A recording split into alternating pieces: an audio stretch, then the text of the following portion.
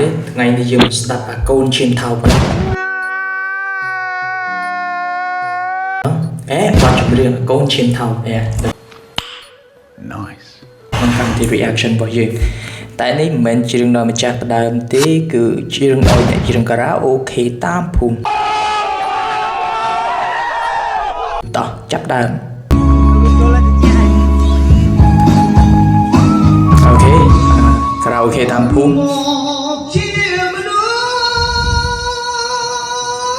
វ៉ាវនេះសំឡេងដូច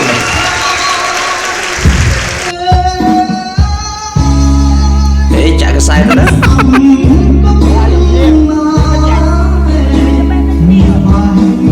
អូខេដូចជ្រៀងដូចមែនតើសំឡេងហើយស្រែកលះទៀតដោយអាការមុនពីតនីគាត់ជ្រៀងនៅលើឆាកគាត់ជ្រៀងទៅស្រែករឿងតាក់រឿងអត់ផងតែគាត់អ្នកនេះបងឯងគាត់ជ្រៀងលះ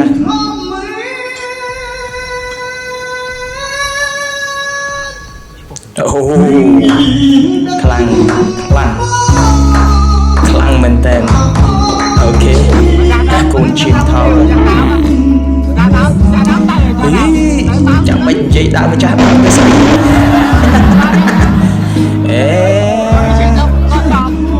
យ៉ាងណាគេចាក់ទីទៅក៏រលូនដែរហើយថ្ងៃនេះក៏បកស្រាយតែក៏មានបញ្ហាសុខភាពហើយចាំមិននិយាយដើមម្ចាស់ដើមអត់មានមកនិយាយដើមម្ចាស់ដើមអញ្ចឹងឯងជ្រៀង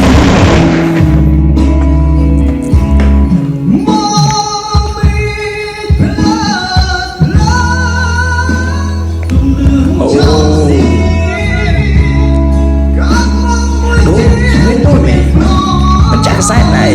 អូធំ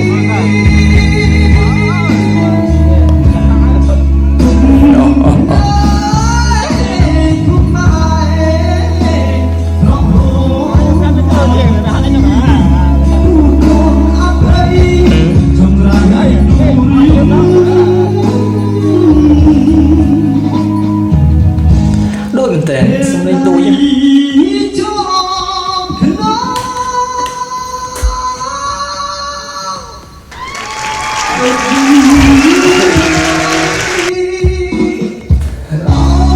សូមបីស្រែកអាស្អកណាក៏ដូចដែរដូចពីប្រូ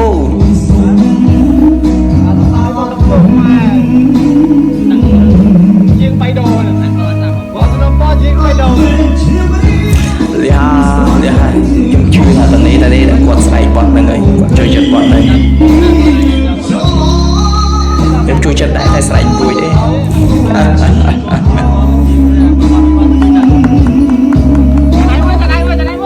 អូខេតែដៃមួយ